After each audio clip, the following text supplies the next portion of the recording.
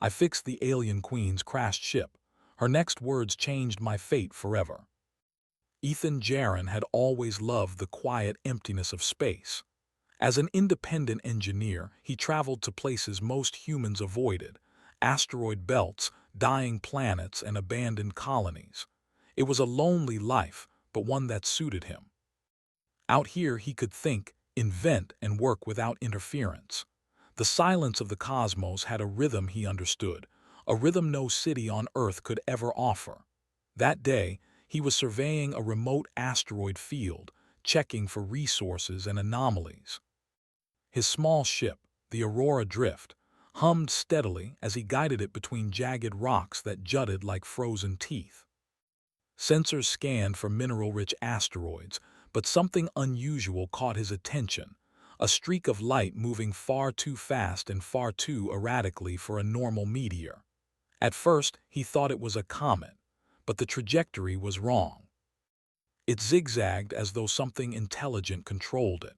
Then, with a deafening roar, it slammed into a nearby barren moon, sending a cloud of dust and debris into orbit.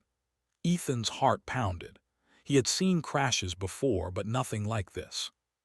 Whatever had hit the surface was massive, and the energy released could have leveled a small city on Earth. Without hesitation, he set a course toward the crash site. The ship's instruments were scrambled by the electromagnetic pulse that radiated from the impact, but his instincts guided him. When he finally reached the site froze him in place. The object was enormous. Its hull was jagged and torn, and strange, glowing lines ran across its surface like veins of light. Smoke and energy sparks escaped from multiple fissures. Yet even in its damaged state, the craft radiated power and elegance. It was not of any human design he had ever seen. Then he saw movement. Figures, no, one figure. A being with a luminous, almost translucent body struggled amid the wreckage. Its form was regal, with flowing limbs and an elongated head, eyes glowing softly like twin suns. Ethan froze, unsure whether to approach.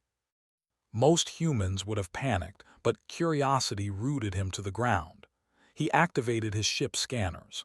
The being's vitals were stable but weakening. Its breathing was uneven, and energy leaks from the ship threatened to engulf both of them. A voice, soft but commanding, echoed in his mind. Not words he could understand at first, just impressions of need, of desperation. Ethan swallowed hard. "Okay, okay, I can do this," he muttered. He knew he could not ignore it. Years of engineering, of building and fixing things under impossible conditions, had prepared him for moments like this. Fear still lingered, but it was outweighed by instinct and the human trait that had carried his species across the stars: ingenuity. He approached carefully, carrying a portable toolkit and a small stabilization device he had invented for emergencies. He studied the hull, noting the patterns of energy that flickered across its surface. They were unlike any technology he had worked with before. The material responded to touch like it could sense him. He hesitated, then pressed the device against one of the fissures. Energy flowed into it and sparks died down. The being inside turned its head toward him. Its eyes, deep, shifting colors, locked onto his. For a moment, Ethan felt exposed, as if the creature could see every thought, every fear. But he didn't falter. He adjusted the device, rerouted energy, and sealed a breach in the hull. Slowly, the ship's system stabilized. Lights glimmered, engines purred softly, and the danger of an explosion lessened. The being watched silently. Then, in a voice clear and melodious, it spoke, though Ethan could not understand it at first. Words formed inside his mind, translated almost magically. "You have saved me. That act changes everything." Ethan stepped back, astonished. His mind raced. Did it just speak? Did it understand me? He took a deep breath. I'm just an engineer. I fix things, that's all." The being studied him again. Then, with a subtle movement of its limbs, it activated a translator within its suit. The words came again, now clearly in human speech. "Your actions have value beyond your understanding. I am Surith, Queen of the Xylar. You have saved not only me, but what I protect." Ethan felt his jaw drop. Queen of Xyler. He had heard legends of the Xyler, a species rumored to rival human civilization in intelligence and technology, but to encounter one, and in this state, was beyond comprehension. Surith struggled to her feet. Despite the damage, her presence radiated authority and calm. "You risked yourself to help me," she said. "Few of your kind would have done the same. That is remarkable." Ethan tried to steady his voice. I didn't know what I was doing. I saw someone in trouble." Surith tilted her head, a gesture Ethan interpreted as curiosity. "Even in your lack of knowledge, you acted. That is the essence of your species: strength, adaptation, courage, and a willingness to act when faced with uncertainty." He felt a strange mixture of pride and disbelief. The Queen, an alien of unimaginable power, was praising him, and not just for skill, but for human qualities he had never thought of as remarkable. I, I don't know what to say," Ethan admitted. "Say nothing," she replied. "Actions speak louder than words, but know this: what you have done binds you to the fate of many worlds. Your choice today changes more than your life. It may change the course of history." The weight of her words pressed on him. He wanted to ask questions to understand the magnitude, but the Queen seemed to sense his hesitation. She gestured toward the ship's interior. "Come, see what must be done next. You have already begun a path few humans ever walk." Ethan hesitated. Inside the ship, with her. But curiosity overcame caution. He followed her, stepping into the wreckage. The interior was astonishing. Walls of shifting metal pulsed with light, responding as though alive. Consoles appeared under his touch, holographic interfaces flickering to life at his presence. The air hummed with energy, and he realized this was not just a vessel. It was a living construct, a symbiosis of technology and consciousness. Surith moved gracefully, touching panels and guiding systems back online. "I will need your help to fully repair the ship," she explained. "It will not be simple even for you, but your species, you think differently than the Xyler. You improvise, you adapt. That may be the key." Ethan swallowed hard. I'll try. I don't know your tech, but I can figure things out." She regarded him with what he could only describe as gentle intensity. "Try, yes, but understand, this is not a request. It is an invitation, and with it comes consequences. Choices you make from this moment will carry weight far beyond what you have known."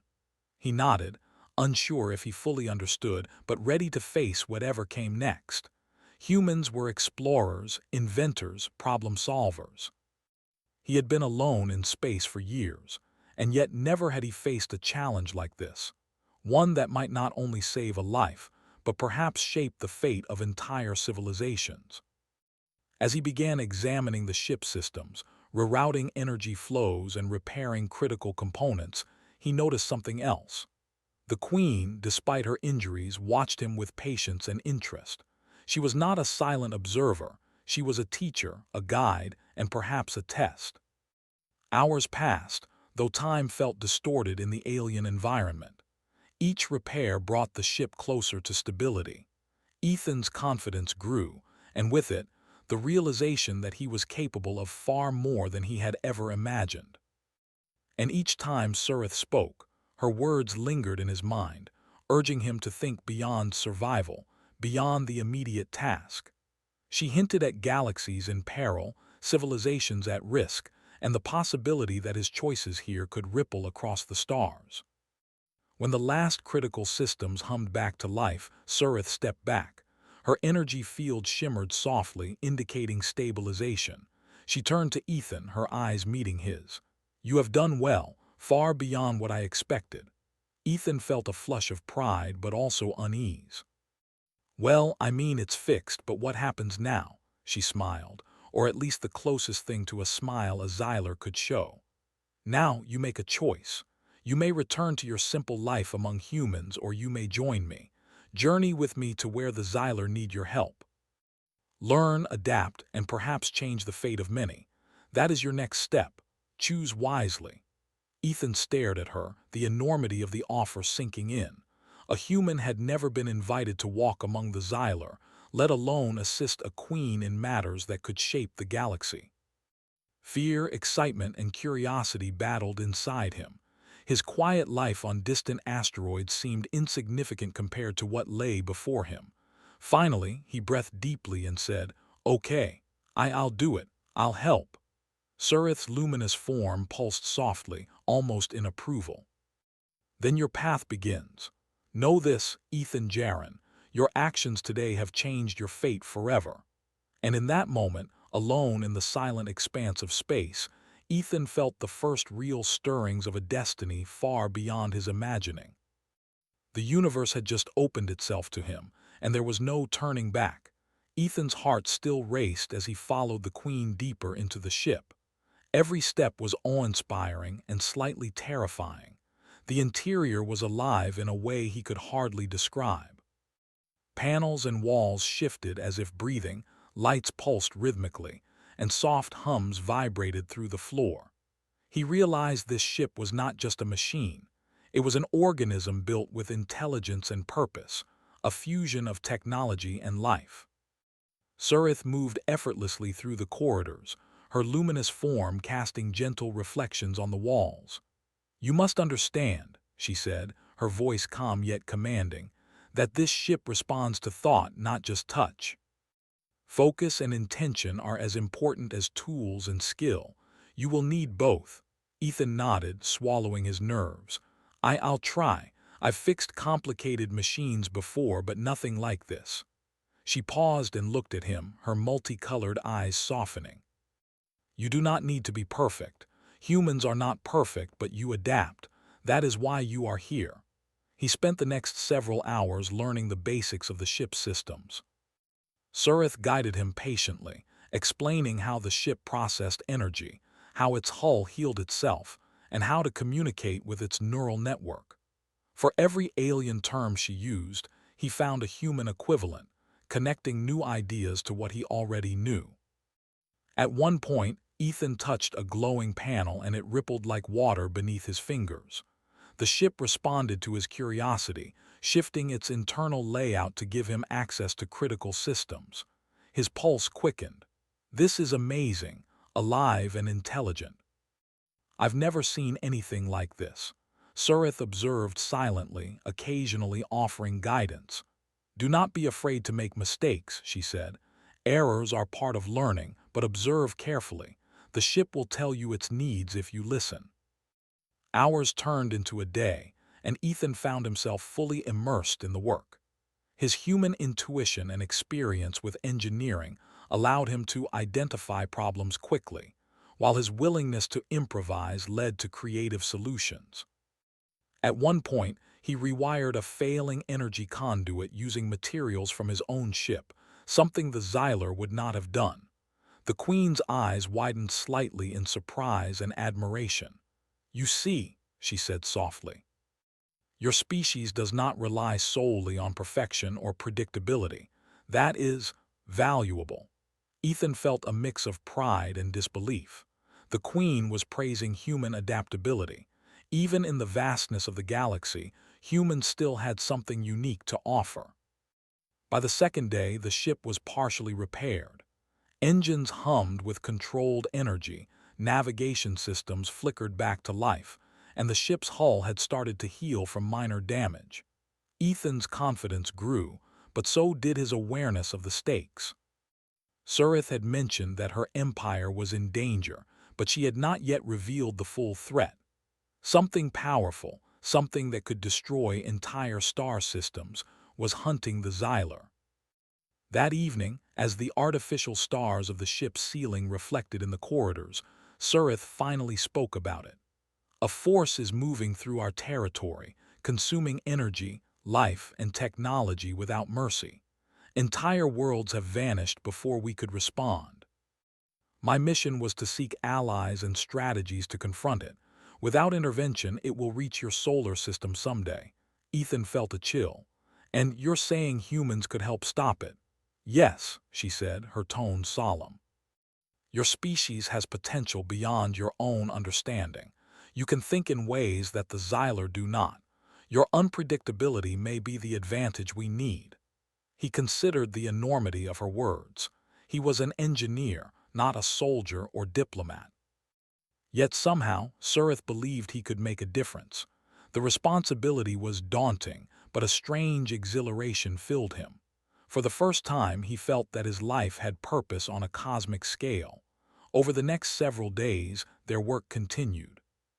Ethan repaired damaged navigation nodes, restored power conduits, and even interfaced with the ship's AI.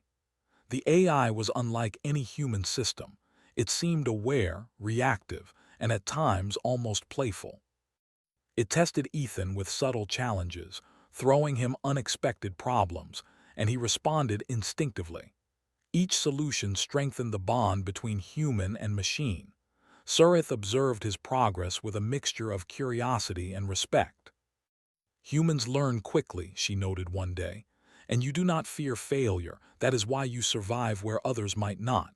Ethan smiled, tired but proud. "I guess we're used to improvising. When things break, we fix them. Somehow, we always find a way." She inclined her head.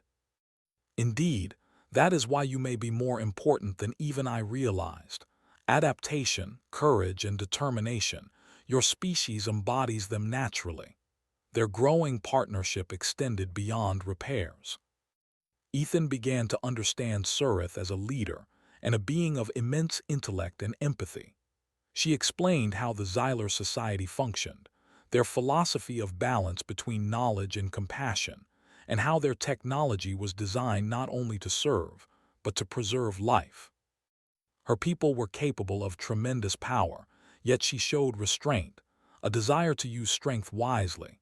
In turn, Ethan shared aspects of human ingenuity that Surith found intriguing. How humans built on limited resources, adapted to unpredictable situations, and solved problems using imagination rather than just calculation. Each story, each example of human creativity seemed to fascinate her. One evening, while monitoring the ship's external sensors, Ethan noticed movement on the horizon. Another craft, sleek and angular, approached at impossible speed. He tensed, heart racing. Surith's calm voice broke through. "They are Xyler mercenaries, but not friendly. They seek to capture me for political reasons." Ethan's hands moved instinctively, rerouting energy to shield the ship and activating defensive systems. Surith guided him, her calm presence balancing his tension. Together, they outmaneuvered the approaching craft, using the ship's intelligence and Ethan's human improvisation to evade detection. When the threat passed, Ethan exhaled. "That was close." Surith's luminous form shimmered softly. "Yes, but your instincts were correct. You acted quickly, without hesitation, and that saved us both." Ethan realized more than ever that human qualities, courage, improvisation, quick thinking, were proving crucial even among beings as advanced as the Xyler. He began to see that humanity, despite its limitations, had a unique place in the galaxy. Days passed and the ship became fully operational. Ethan had learned to interface with systems that defied logic, repair damage beyond human comprehension, and even anticipate problems before they arose. Surith's respect for him grew, but she also began to reveal the next stage of their journey. "The ship is ready for travel beyond Xyler space," she said, "but our path will not be easy. The entity pursuing my people is not just powerful, it is intelligent, relentless, and adaptive. To face it, we will need allies, strategy, and above all, courage." Ethan felt a mix of excitement and fear. He had signed on to help, but he had not realized the scale of what lay ahead. Yet, in his heart, he knew he could not turn back. He had already crossed a threshold. His actions had saved a queen, repaired a living ship, and now, humanity's ingenuity was being tested in ways he could never have imagined. Surith's eyes met his, glowing with an intensity that made him feel both challenged and encouraged. "You have proven your worth. But the galaxy is vast and dangers are greater than anything you have faced.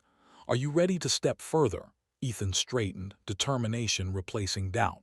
I'm ready. Whatever comes next, we face it together. She inclined her head, and a soft hum filled the corridor, as if the ship itself acknowledged his choice. Then let our journey begin. As the engines powered up, the living vessel pulsed with life, and Ethan realized the truth of Surith's earlier words. His fate, and perhaps the fate of many, was changing forever. He looked at the stars ahead, glittering like scattered diamonds across the endless darkness, and felt the thrill of a journey that would test him, teach him, and prove that humanity could shine even in the vast, indifferent cosmos. For the first time, he understood that heroism was not about strength alone. It was about courage, ingenuity, and the willingness to act when the universe demanded it. And as the ship lifted off the barren moon and soared into the black, Ethan felt a spark of pride and purpose unlike anything he had ever known. The galaxy awaited, and he was ready to face it.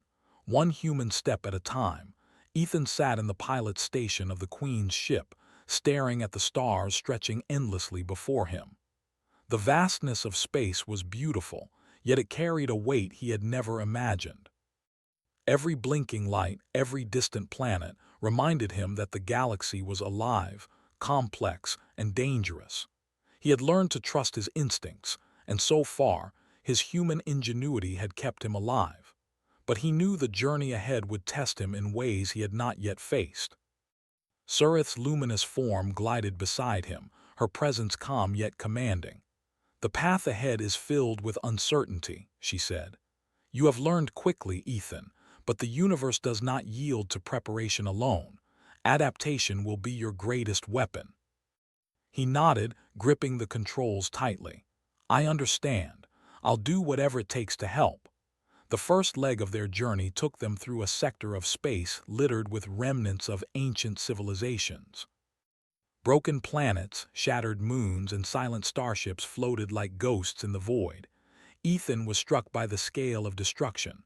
"All of this gone," he whispered, almost to himself. Surith's voice was somber. "The entity we pursue does not discriminate. It consumes energy and life alike. Entire Xylar colonies vanished before we could intervene. We cannot allow it to continue unchecked." Ethan shivered. He had faced challenges before, but this was unlike anything he had imagined. Yet alongside the fear, a strange determination filled him. Humans were survivors. They adapted, they improvised, and they persevered. This was his chance to prove that. Their first challenge arrived sooner than expected.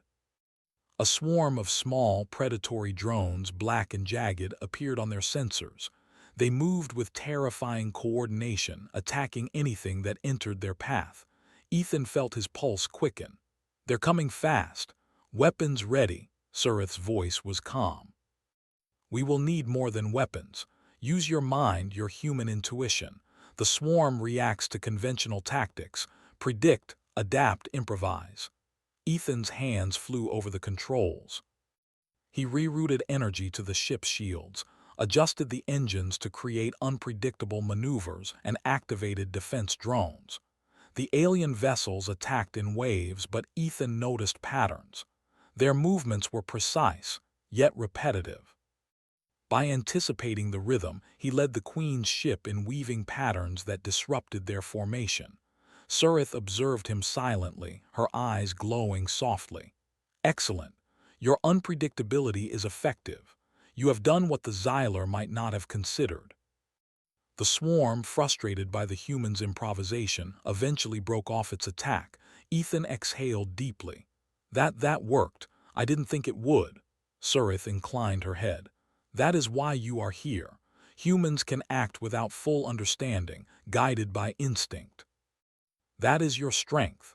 As they continued their journey, Ethan began to understand the full extent of the Queen's mission. She needed allies, knowledge, and strategies to confront the entity that threatened countless worlds. But more than that, she needed someone who could think differently, someone who could see solutions where others saw only obstacles. Their travels brought them to a planet rich in resources and life. though it bore scars of recent conflict. The atmosphere was thick with clouds, and the surface shimmered with minerals that glowed faintly. Ethan's sensors detected a network of energy conduits running beneath the surface. These could power entire cities, he said, and they've been abandoned or destroyed. Surith's eyes flickered. This planet is one of many the entity has passed through. It leaves nothing usable behind, but we may find survivors and knowledge to aid our mission. Descending to the surface, Ethan marveled at the planet's beauty. Strange plants with translucent leaves shimmered in the dim light. Rivers of liquid crystal ran between jagged rocks, and yet the destruction was evident. Buildings lay in ruins, and energy fields flickered sporadically. They found a small group of surviving aliens hiding in tunnels beneath the surface. They were wary, their eyes reflecting both fear and hope. Surith approached them carefully. "We come in peace," she said. "We seek knowledge and allies. Your survival is important." Ethan observed silently, realizing that humans often struggled to communicate in tense situations. But here, Surith's calm demeanor and clarity were enough to establish trust.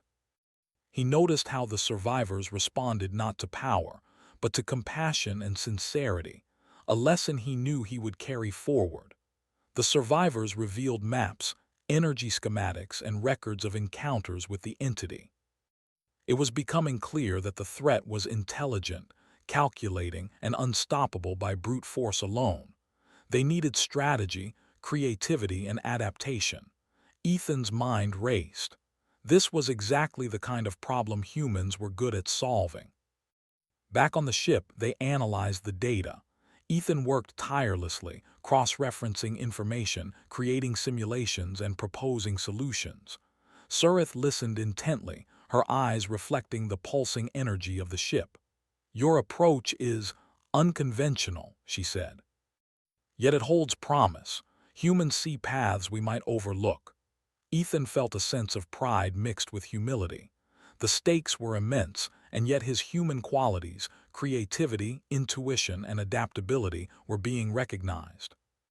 He had never imagined that his skills could have such significance on a galactic scale. As they prepared to leave the planet, new dangers emerged. The entity itself sent probes, dark, amorphous shapes that moved through space like liquid shadows. They absorbed energy, scanned for life, and attacked anything that resisted. Ethan and Surith had to act quickly. Ethan suggested a daring plan. Instead of confronting the probes head-on, they would use decoys, lure them into traps, and exploit the probe's own energy patterns to disable them temporarily. Surith regarded him with surprise and approval. A human solution, bold, yet effective. The plan worked. The probes were neutralized, not destroyed but forced into stasis long enough for the Queen to continue her journey. Ethan felt a thrill of satisfaction. His human mind, unpredictable and inventive, had made a difference. Through these experiences, Ethan realized something profound. Humanity was not the strongest, not the fastest, nor the most advanced. But humans could endure, adapt, and imagine solutions beyond what seemed possible. This was why the Queen had chosen him, why the galaxy had room for humans. During quieter moments, Surith shared stories of the Xylar, their history, and their philosophy. She spoke of balance, responsibility, and the power of knowledge. Ethan listened, absorbing every word, while sharing his own thoughts about humanity, resilience, and the drive to explore and create. Their conversations deepened his understanding, not just of the Xylar, but of his own potential. One night, while monitoring sensors, Ethan noticed a pattern in the entity's movements, a subtle but consistent behavior that no simulation had predicted. He shared it with Surith. "It's like it's learning, but also leaving gaps. Maybe it's overconfident, or maybe it has a blind spot." Surith's eyes glowed with interest. "Explain." Ethan pointed to the data streams, showing how the entity avoided certain energy signatures, how it reacted slower to unpredictable maneuvers, and how it failed to anticipate improvisation. It adapts to power and force, but not to creativity. We can use that. The Queen studied the charts, nodding slowly. You are right. Your observations, human intuition is a weapon we underestimated. This changes our strategy. For the first time, Ethan felt not like a passenger, but like a true partner in the mission. The Queen trusted him, relied on him, and valued his unique perspective. His human qualities, courage, adaptability, imagination, were recognized not as limitations, but as strengths. Days turned into weeks as they journeyed deeper into the galaxy. Ethan faced challenges that tested his skills, courage, and patience. Each success built his confidence, each failure taught him humility. And with every step, he realized the truth of the HFY principle. Humanity, though small and seemingly insignificant, had qualities that could shine brighter than the most advanced civilizations. Through battles, repairs, and problem-solving, Ethan and Surith formed a partnership rooted in respect and trust. They navigated asteroid fields, evaded hostile forces, and uncovered ancient secrets left by civilizations long gone. Every experience reinforced the idea that courage, creativity, and the willingness to act, even in the face of uncertainty, could change the course of history. Finally, as they approached a critical sector where the entity's influence was strongest, Ethan felt a mix of anticipation and resolve. "This is it," he said quietly. "Whatever happens next, we're ready." Surith's luminous form pulsed softly. "Yes. Your human mind has proven itself invaluable, but the greatest challenges are still ahead. Remember, your strength lies not in power, but in ingenuity, courage, and adaptability. That is what will see us through." Ethan nodded, gripping the controls. The stars stretched endlessly ahead, the unknown awaiting them. He knew the coming trials would push him to limits he could not yet imagine, but he also knew that humanity, his human spirit, would rise to meet the challenge. And in that moment, as the Queen's ship moved silently through the glittering expanse, Ethan felt the truth of her words. Humans were not the strongest, the fastest, or the most advanced, but they were resilient, inventive, and capable of facing the impossible. And with those qualities, they could change the fate of worlds. Ethan stared at the vast darkness ahead, the final sector where the entity's influence was strongest. His hands rested on the controls of the Queen's ship, but his mind was racing. Every system, every calculation, every observation they had made so far led to this moment. The entity that had destroyed planets, consumed civilizations, and spread fear across the galaxy was here, and the Queen had chosen him to face it. Surith glided silently beside him, her luminous form pulsing softly. "This is the point of no return," she said. "All our preparations, all your efforts lead to this moment. We must act wisely, for the future of countless worlds rests on our success." Ethan nodded, trying to steady his nerves. "I understand, but how do we even fight something like this? It's not a creature or a ship, it's everything." The Queen's eyes, shifting with light, reflected both wisdom and determination. "It is a force, yes. But all forces have limits. Even the entity can be influenced, guided, and contained. That is why you are here, Ethan.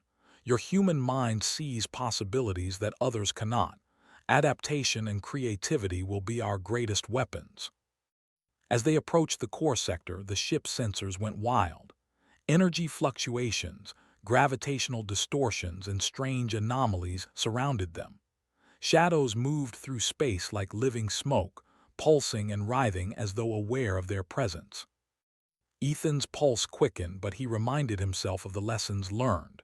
Humans adapted, humans survived, and humans could change the outcome when others faltered. Surith activated the ship's defenses, shields glowing brightly as energy flares surrounded them. "We will not survive direct confrontation," she said. "We must use strategy, deception, and ingenuity." Ethan thought quickly. He remembered the patterns of the entity's behavior, the way it reacted to predictable force, and its blind spots. He proposed a daring plan. Instead of attacking, they would lure the entity into a controlled field of energy, using decoys, false signals, and the ship's unique adaptive systems. Once trapped, they could stabilize it, neutralizing the threat without destruction. Surith considered him silently, then nodded. It is bold but feasible. Your insight reflects your species' greatest qualities. Let us proceed. The Queen's ship moved with precision, weaving through distortions and energy pulses. Ethan's hands flew over controls, rerouting power, creating decoys, and adjusting shields in real time. The entity sensed them, shadows coalescing, reaching, probing. But Ethan anticipated its moves, reacting instinctively, improvising when patterns shifted unexpectedly. Now, Surith commanded. She activated the ship's containment field, a lattice of energy designed to stabilize large forces. Ethan guided it with rapid calculations, adjusting angles, energy levels, and frequencies. The entity fought back, pulses of dark energy striking their shields, distorting space around them. Ethan's mind raced. He combined intuition with calculation, predicting the entity's reactions and modifying the containment field in real time. The Queen's ship pulsed with life, responding to both her commands and Ethan's human creativity. The dark shadows hesitated, then surged again, only to be redirected into the containment lattice. Minutes felt like hours. Sweat dripped from Ethan's brow as he worked tirelessly. The entity's resistance was immense, but it had not anticipated human ingenuity. The lattice shifted, adapting faster than the entity could respond. Slowly, the shadows lost cohesion, energy stabilizing within the field. Surith's luminous form glowed brighter. It is working. You have done what many thought impossible. Ethan felt a rush of exhilaration. It's contained. We did it. But he did not celebrate yet. The entity was still powerful, still unpredictable. They needed to stabilize it completely. Ethan adjusted the field, compensating for fluctuations, and used the ship's AI to monitor every reaction. Surith guided him, offering insight into the entity's patterns, and together, human intuition and Xylar wisdom achieved a delicate balance. Finally, the entity pulsed once. A massive wave of energy then became still, held within the containment lattice. The stars around them seemed to return to normal, the distortions fading. Ethan slumped in his seat, exhausted but triumphant. Surith's eyes reflected pride and relief. You have done more than repair ships or evade danger. You have altered the fate of the galaxy itself. Humanity, through your actions, has proven invaluable. Ethan felt a mix of awe and humility. He had always thought of himself as an ordinary human, an engineer alone in space. Yet his courage, creativity, and adaptability had made a difference on a scale he had never imagined. In the aftermath, they traveled to the nearest Xylar system, where leaders awaited news of the containment. Surith announced their success, crediting Ethan as a vital partner. The Council of Xylar Elders looked upon him with respect, acknowledging his role in saving countless lives. Ethan felt a strange pride. He was human, an individual species often considered limited compared to the advanced Xylar, and yet his ingenuity had tipped the balance. It was a realization that resonated deeply. Humans had qualities that could shine in the galaxy, qualities that others might underestimate. The Queen turned to him privately. You did more than fix my ship. You changed the course of history for my people, and perhaps for yours as well. That is a gift few humans have had the chance to receive. Ethan shook his head, still trying to process it. I just did what I thought was right. Surith's eyes glowed warmly. That is the essence of heroism: courage, compassion, and ingenuity. You have embodied all of them, and the galaxy has benefited. Days later, as they traveled back toward human space, Ethan reflected on everything that had happened. He had repaired the Queen's ship, faced dangers beyond imagination, and confronted an entity capable of destroying worlds. And through it all, He had relied on what made humans unique: creativity, adaptability, and the willingness to act in the face of uncertainty. He realized that humanity's true power did not lie in weapons, speed, or technology alone. It lay in the mind, in the ability to think differently, to solve problems, to endure, and to persevere. It was a lesson he would carry with him for the rest of his life, and one he hoped others would learn as well. Surith spoke again, breaking his thoughts. "The galaxy is vast, Ethan. Threats will arise again, but now you know what humans can accomplish. You are a bridge between our peoples, a reminder that courage and ingenuity are universal strengths." Ethan smiled. "I guess humans really can make a difference, huh?" She inclined her head. "Indeed.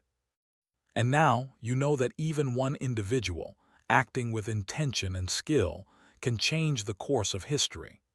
As the Queen's ship glided through the starlit expanse toward Earth, Ethan felt a renewed sense of purpose.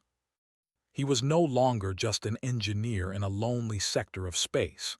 He was a human who had faced the impossible, a partner to a galactic queen, and a living example of humanity's potential. Looking out at the stars, he realized that this was only the beginning. The galaxy was vast, full of mysteries, dangers, and opportunities. Humans had a place here, not because of strength or power alone, but because of their unique qualities. Adaptability, creativity, and courage could shape civilizations, bridge species, and even alter the course of fate itself. Surith's voice broke the quiet. "The journey continues, Ethan, and humanity will be part of it if you choose to continue." Ethan nodded, determination shining in his eyes. "I do. Whatever comes next, we face it together." The stars stretched infinitely ahead, glittering like scattered diamonds across the dark void. Ethan knew the challenges ahead would test him, push him to limits he could not yet imagine. But he also knew that humanity, with its resilience and ingenuity, could rise to meet them. As the Queen's ship accelerated toward new adventures, Ethan felt the truth of her earlier words. A single human, acting with courage and creativity, could indeed change the fate of worlds. And for the first time in his life, he understood the full meaning of the journey he had chosen. No longer was he alone. No longer was he insignificant. He was a human, and in a galaxy full of wonders and dangers, that was enough to make a difference.